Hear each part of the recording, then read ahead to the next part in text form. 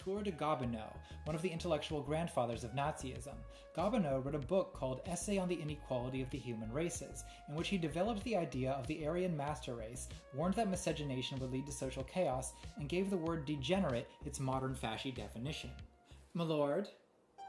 The word degenerate, when applied to a people, means that the people no longer has the same intrinsic value as it had before, because it has no longer the same blood in its veins, continual adulterations having gradually affected the quality of the blood. In fact, the man of a decadent time, the degenerate man, properly so called, is a different being from the racial point of view, from the heroes of the great ages. I think I am right in concluding that the human race in all its branches has a secret repulsion from the crossing of blood. Notice that the degenerate man is the product of a decadent time, and decadence is a concept closely related to degeneracy.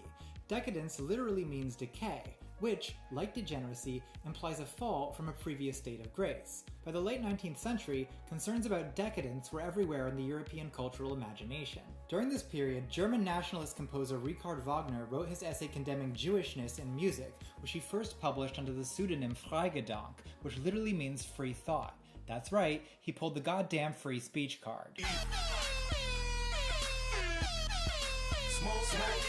Then the Jewish doctor Max Nordau published a pseudo-medical book called Degeneration, accusing Wagner and other contemporary artists of degeneracy.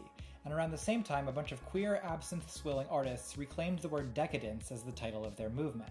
Everyone was accusing everyone of degeneracy and decadence. It was 4chan writ large. So the idea that Western civilization has become decadent is not exactly new then.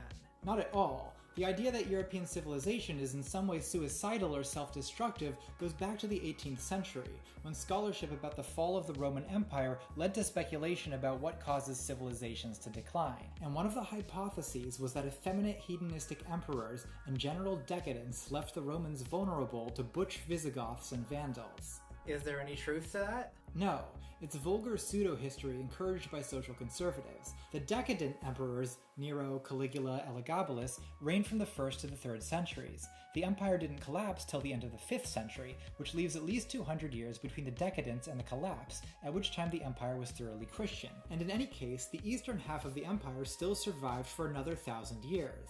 So the idea is that our infatuation with effeminate decadence means we're going to be destroyed by real men. You know, like ISIS. This doesn't deserve a response. We're moving on. Where does fucking Nietzsche fit into all this? Oh god, do we really have to do this?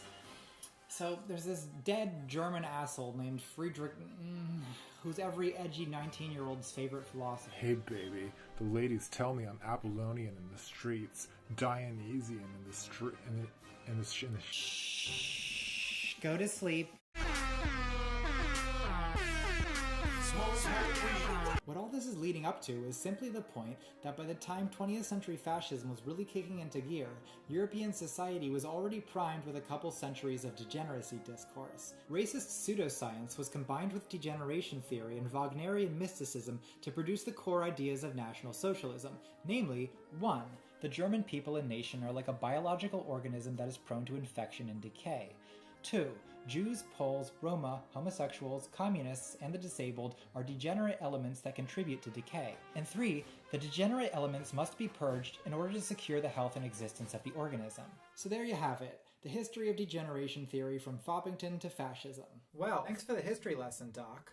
One particular thing I've noticed about modern fascists is they're especially obsessed with breeding bountiful crops of white babies. Nazis call the Jews vermin, but it's the white people they think should breed like rats. And they specifically loathe anything that stands in the way of fit white reproduction, including, as they see it, being gay, being trans, being queer, being fat, being a beta male, being a slut, being a feminist, not getting married, not having kids that aren't white, masturbating, looking at porn, drinking alcohol, doing drugs, using birth control, having abortions.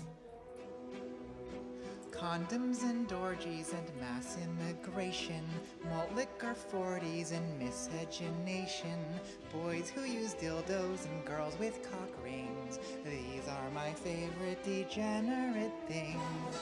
Absinthe and coffee and bitchy sarcasm, estrogen crying and fruitless orgasms, Antifa furries and NB drag kings. These are my favorite degenerate things.